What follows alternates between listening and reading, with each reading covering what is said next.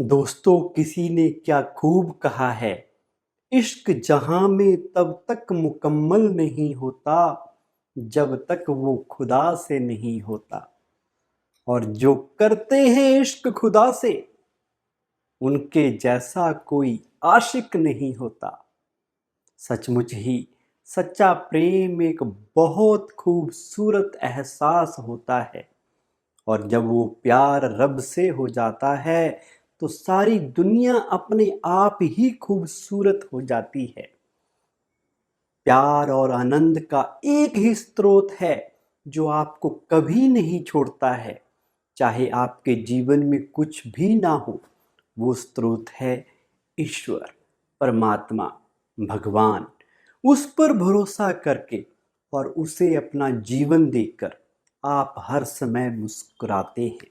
एक व्यक्ति जो भगवान को अपने साथी के रूप में रखता है, उसे अपना दोस्त बना लेता है। वो प्यार और आनंद से भरा रहता है, और ऐसे लोग दुनिया को प्यार और खुशी से भर देते हैं। प्यार, इश्क और मोहब्बत, ये वो तीन शब्द हैं जिनकी आज संसार में बहुत ज़्यादा ज़रूरत है। इन तीन शब्दों में कोई खास अंतर नहीं है, और समानता ये है कि तीनों ही तहे दिल से महसूस किए जाने वाले और दूसरों पर निछावर किए जाने वाले शब्द हैं। आज इंसान को ईश्वर के प्यार का अनुभव नहीं है। यदि ईश्वर के स्नेह का, प्यार का अनुभव हो जाए तो रातों रात बदलाव व्यक्ति में आ जाता है। हम ईश्वर से प्रार्थना करते हैं, पर उसकी शक्ति का, उसके प्यार का हमें अनुभव नहीं है। हमें दैहिक संबंधों से प्यार का अनुभव है, पर जो ईश्वर हमारा सर्व संबंधी है, उसके प्यार का हमें अनुभव ही नहीं है। जब हम परमात्मा से दिल का प्यार हमें हो जाता है तो बार बार वो याद आता है। उसे याद करने से उसके गुण हम में आने लगते हैं। यदि हम परमात्मा को दिल में बसा लेते हैं और उनसे दिल की बातें करते हैं, तो वो दिलाराम हमारे दिल को आराम में रखता है। कहते हैं, आज परमात्मा के साथ भी हमारा प्यार स्वार्थ का हो गया है।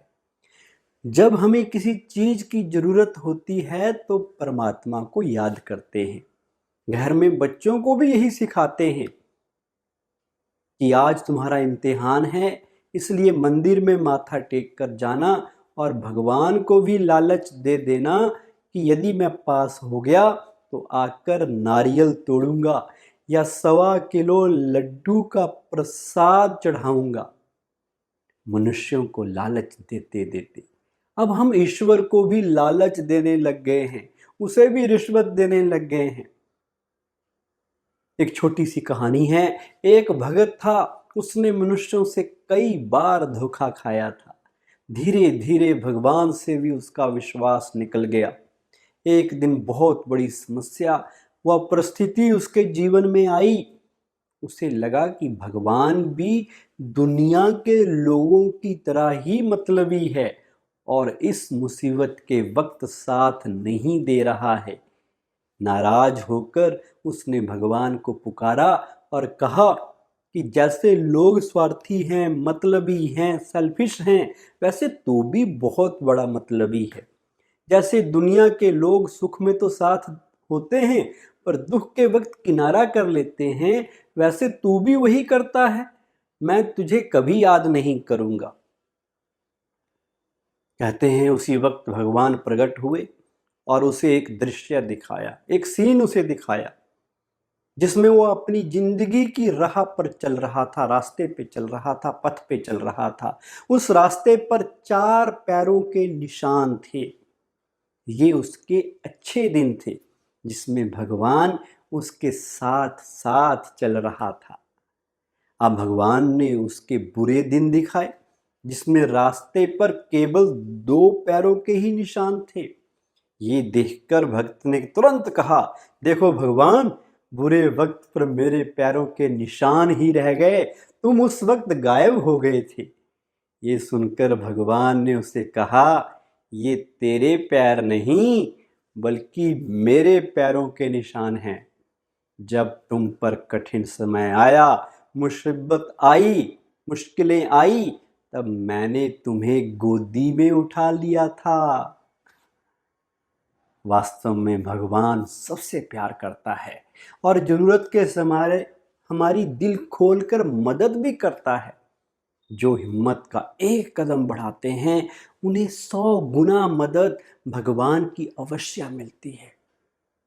अंत में मैं यही कहूँगा, यदि ईश्वर के प्यार को अनुभव करना चाहते हो तो पहले इंसान से प्यार करो, क्योंकि इंसान ईश्वर की ही तो संतान है। किसी भी आदमी को छोटा ना समझो, सबको समान समझो, सबको सम्मान रिस्पेक्ट दो। किसी से कोई भेदभाव नहीं, कोई वैर नहीं, कोई नफरत नहीं, सभी को प्यार बांटो, सबकी मदद करो, सबको अपना समझो। यदि आप इतना भी करने लग जाएंगे तो आपको ईश्वर के प्यार का अनुभव होना शुरू हो जाएगा। ओम शांति। आपको हमारा वीडियो कैसा लगा हमें कमेंट जरूर करें और हाँ, लाइक और शेयर करना ना भूलें।